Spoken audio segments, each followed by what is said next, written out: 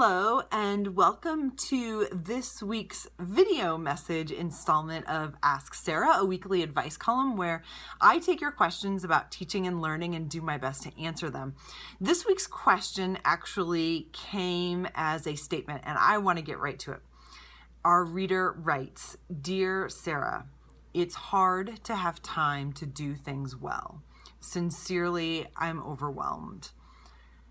Sometimes we believe or have been given the message that everything is equally important when it comes to school, and that is what can really make us feel overwhelmed. So this is really a question about compartments, and compartments are not only difficult for our students, but they are also really difficult for us. And so the more that we can reduce the number of compartments for our kids, the less overwhelmed we'll feel. So let's dig into this a little bit. I want you to think of your teaching day similarly to reading a page of a book. I know that sounds a little weird, but just hang with me, okay? So when you read a page in a book and you want to understand what it's about, you don't assign the same priority to every single word. Instead, what you do is you look for how words connect in order to create meaning.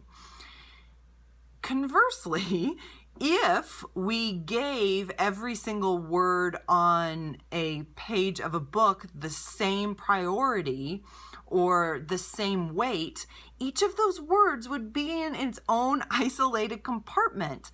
And it would make it really difficult, sometimes impossible probably, to really derive any meaning from that. So this is kind of one of my litmus tests, right? When I start to feel overwhelmed the way I imagine you're feeling overwhelmed, I ask myself, what reading my classroom is like. So am I isolating the parts of my teaching or am I connecting them?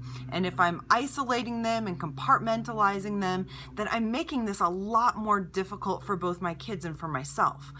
I know you know this, but we can't prioritize everything. So I would suggest looking for lightning rod learning moments, or those lessons that really channel energy into all the other lessons that you want to teach, and those are the ones to focus on.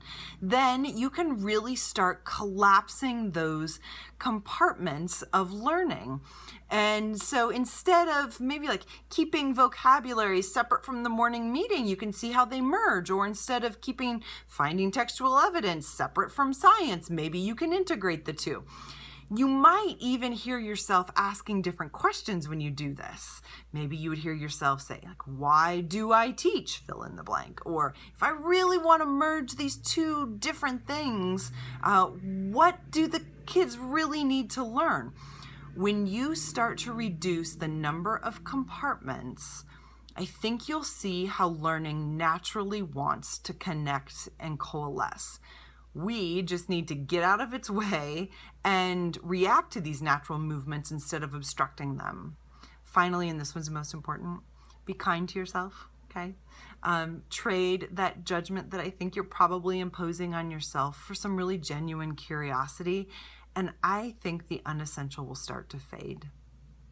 With Teacher to Teacher, this is Sarah Brown Wessling. As always, you can submit your questions to us via Twitter or Facebook, or under the Ask Sarah tab at my webpage, which you can find at sarahbrownwessling.com.